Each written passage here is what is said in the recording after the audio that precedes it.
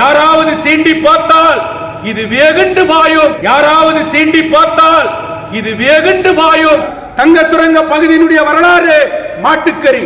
மாரிக்குப்பம் பகுதியில் ஃபேக்டரி வந்தா மட்டும்தான் கோலார் தங்க வயல் வளர்ச்சி அடைந்ததா அர்த்தம். ஜோதி பாஸ் இருக்கிறவரெல்லாம் இந்த கோலாத்தமையில் அழியாது. ஜோதி பாஸ் இருக்கிறவரெல்லாம் இந்த கோலாத்தமையில் அழியாது. என் தங்க வயல் மக்கள் திரும்பி வந்து 100 கிலோமீட்டர் போகக்கூடாது. இந்த தங்க வயலே வேலை செய்கிற மாதிரி ஸ்மால் சிட்டிஸ் வரணும். ஸோ இந்த லட்சத்தில் இன்னைக்கு கேஜா போயிட்டு இருக்கேன்னா நம்ம எலெக்ஷன் டைமில் என்ன பண்ணுறோம்? 1000-2000 ரூபாய்க்கு ஓட்டு போட்டு தங்கவயல் பாதுகாப்பு ஐக்கிய முன்னணி சேவ் கேஜிஎஃப் கமிட்டி சார்பில் தங்கவயல் வளர்ச்சி பணிகளை முன்னிட்டு 1 லட்சம் கையெழுத்துக்கள் வாங்கும் பணி தங்கவயல் முழுவதும் விறுவிறுப்பாக நடந்து வருகிறது. மாரிக்குப்பம் பகுதியில் கிறிஸ்துவ நற்செய்தியாளர் பாஸ்டர் சத்தியமூர்த்தி ஏற்பாட்டில் கையெழுத்துக்கள் வாங்கும் பணி நடைபெற்றது. மாரிக்குப்பம் பகுதியிலே துவக்கி வைக்கின்றார் பாஸ்டர் சத்தியமூர்த்தி அவர்கள். அவரை தொடர்ந்து முன்னாள் நகரசபையினுடைய உறுப்பினராக இருந்த அண்ணன் வில்சன் அவர்கள் கையொப்பமிட்டு இந்த இயக்கத்தை துவக்கி வைக்கிறார். மாரிக்குப்பம் மக்களுக்கு இந்த 4 பகுதியினுடைய வட்டாரத்தை சார்ந்தவர்களுக்கு நான் தெல்ல தெளிவாக சொல்லிக் கொள்ளுகின்றேன். ஒரு காலத்துல பெருமையா நாம சொல்றோம் 4 எம்எல்ஏக்களை உருவாக்குனது, ஒரு லைனுக்கு ஒரு எம்எல்ஏவை உருவாக்கின சிம்ம சொப்பனம் மறைந்த தலைவர் முன்னாள் எம்எல்ஏ மறைந்த தலைவர் ராஜகோபாலனுடைய வீட்டு பக்கத்தில் இந்த கூட்டத்தை நாம நடத்திட்டு இருக்கிறோம். இந்த பகுதியில் இருந்தக்கூடிய தங்கவயலுடைய சிங்கம் என்று சொன்ன மரியாதைக்குரிய முன்னாள் எம்எல்ஏ சிஎம் ஆறுமுகம் அவர்களுடைய பகுதியில் இன்னைக்கு நாம பேசிட்டு இருக்கிறோம். கம்யூனிஸ்ட் இயக்கத்தினுடைய தொழிற்சங்க தலைவர் சட்டமன்ற உறுப்பினராக இருந்த தோழர் டி.எஸ். மணி அவர்கள் இயக்கம் நடத்திய பகுதியில் இருந்து இன்னைக்கு நாம பேசிட்டு இருக்கிறோம்.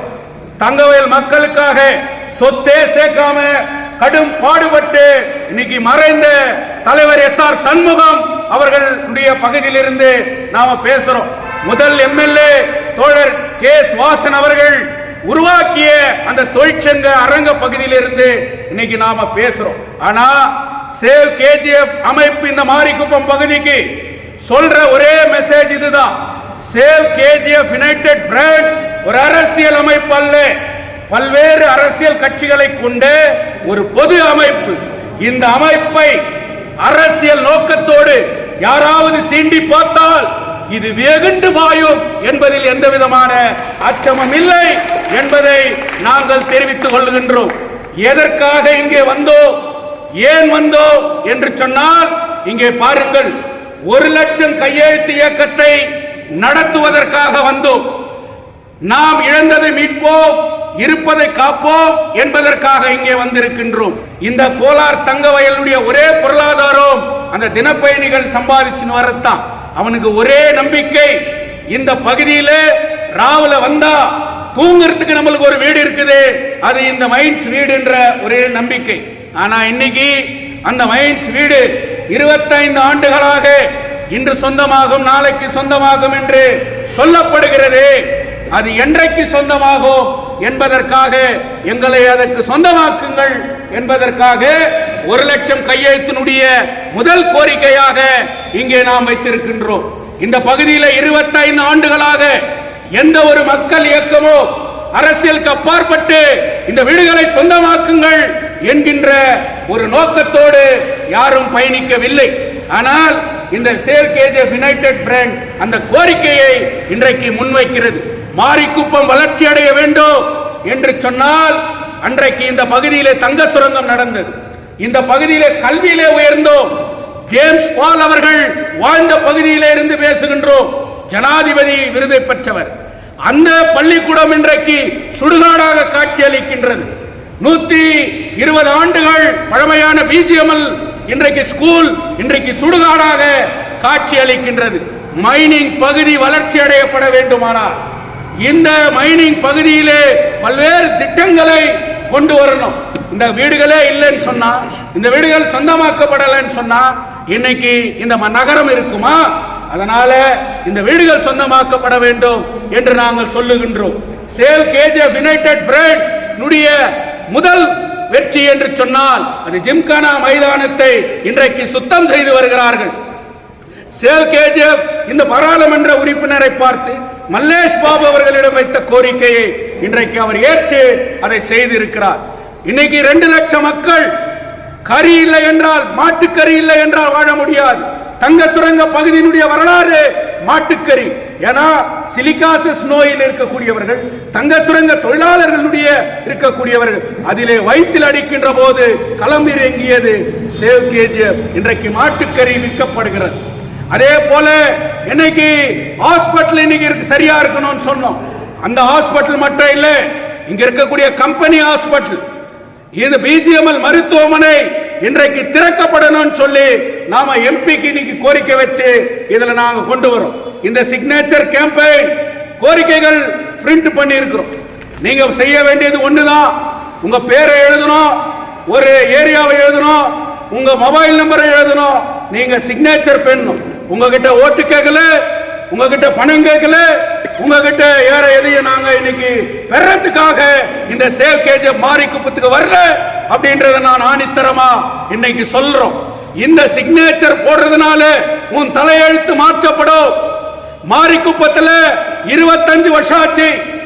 மாரிக்குப்பத்தில் இருக்கக்கூடிய மில்லு பக்கம் போற அந்த ரோடு ரயில்வே கேட் இன்னைக்கு மூடப்பட்டிருக்கிறது.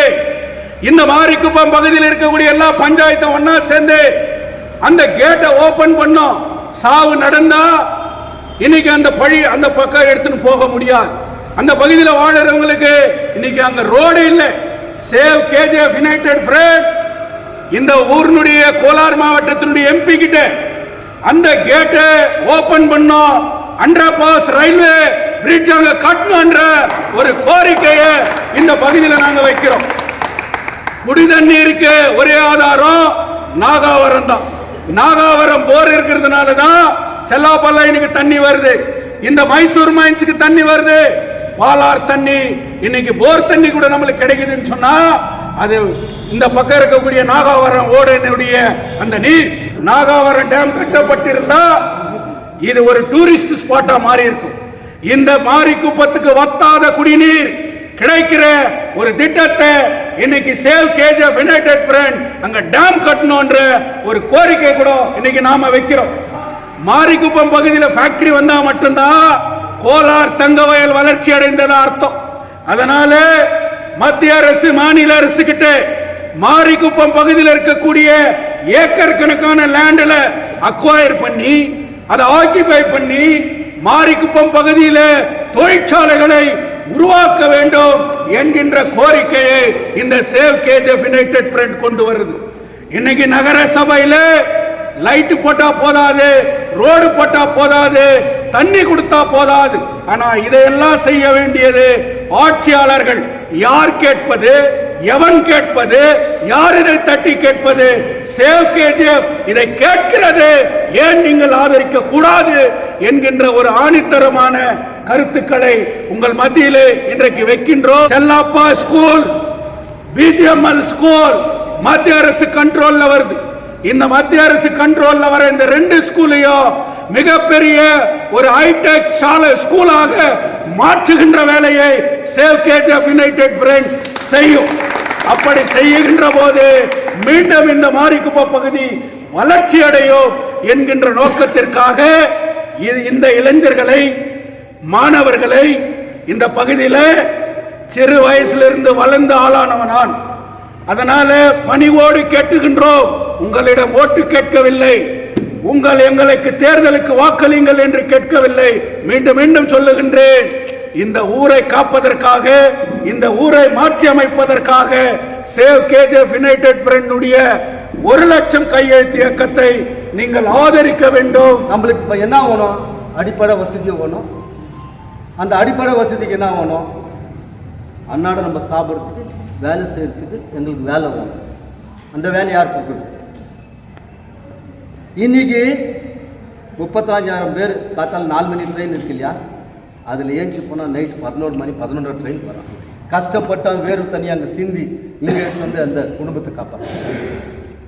இது சொல்லணும்னா நம்ம தங்க வயலில் 35 வார்டு எந்த அக்ரிகல்ச்சர் பர்பஸ் கிடையாது.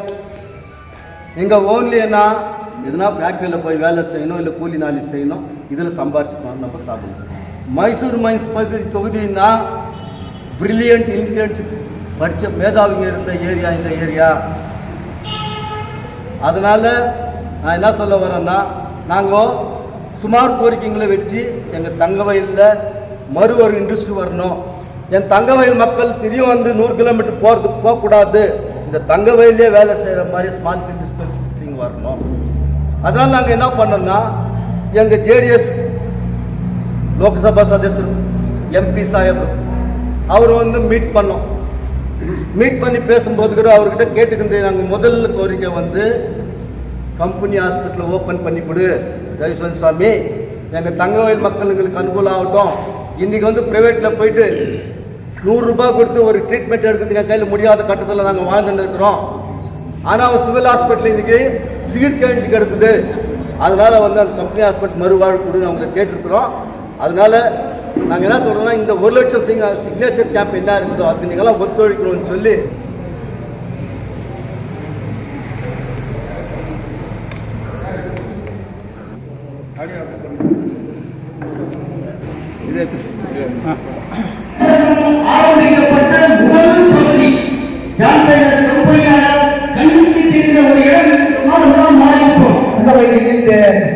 தங்கவையின் பாதுகாப்பு கமிட்டி, தங்கவையின் பாதுகாப்பு தலைவர்கள் என்று சொல்லி எங்கள் கடந்த 1 ஆண்டுகளாக நடைபெறுவதை நான் அறிந்திருக்கிறேன்.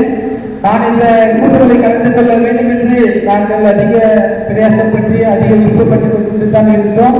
சிறப்பு நிகழ்ச்சிக்கு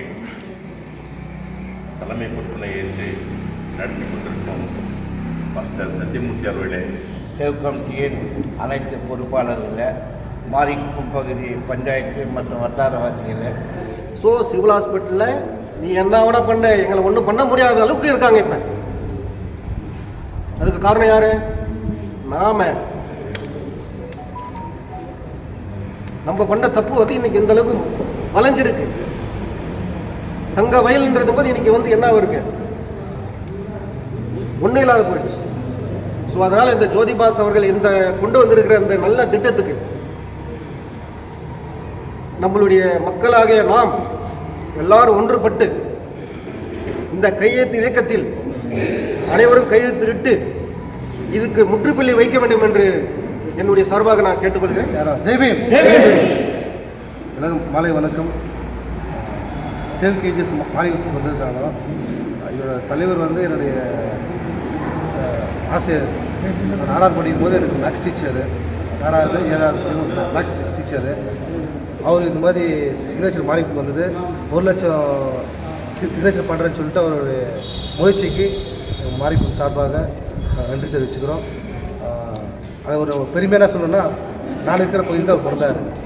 மாறி தான் பிறந்து இன்றைக்கி லாயர் அசோசியேஷனுக்கு செக்ரட்டரியாக இருந்து அவருடைய கட்சி பணியில் வந்து நல்லா மென்மேலும் இருந்துட்டு இப்போது அவர் வந்து ஒரு முயற்சி எடுத்துக்கிறார். அவருடைய கட்டளைகளை எழுதி ஒரு முடிவு எடுத்துக்கிறார். 1 லட்சம் சிக்னேச்சர் வாங்குகிறேன் கேஜிஎஃப்னு சொல்லிட்டு. அதுக்கு வந்து தென்பகுதி மாறி சார்பாக அவர் நன்றி தெரிவிச்சுக்கிறோம். மக்களே,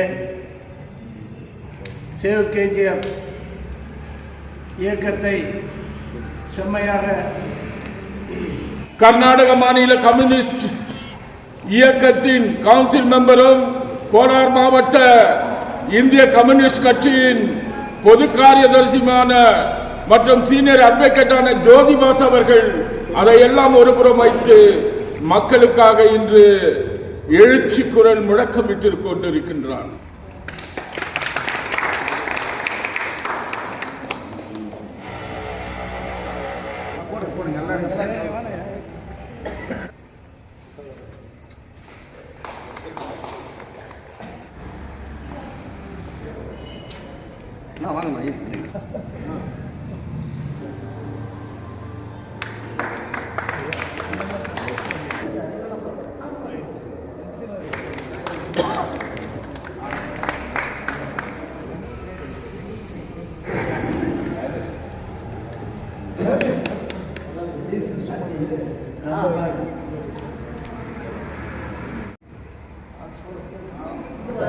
அதே போல பெங்களூரில் வந்து இந்த நிகழ்ச்சி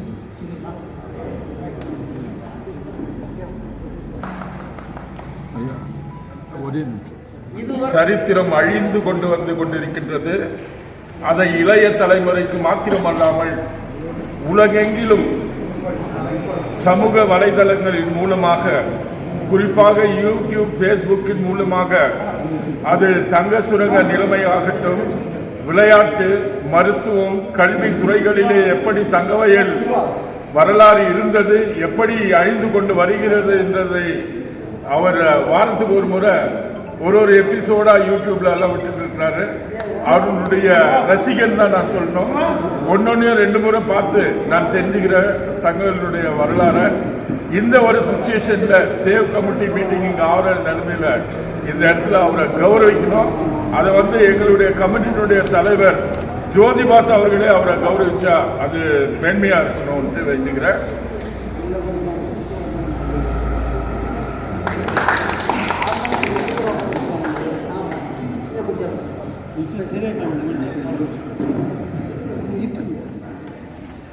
இட்டு